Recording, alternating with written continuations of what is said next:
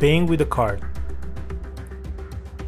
When paying with a card, enter the following information: full name of the cardholder, your email address, phone number, your postal or zip code, address, city, and if paying is a legal entity, also enter the company tax ID.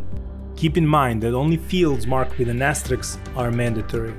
Click on the option Proceed to Payment. Check all information one more time and confirm that you agree with our terms of use.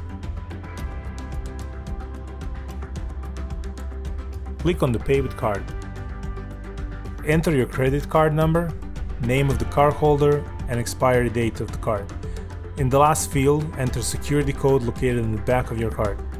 Security code on some cards contains more than 3 digits, but only the last 3 are needed. Once you are sure that all information is entered correctly, click on Pay. If everything went right, expect an email confirmation that the payment was successful.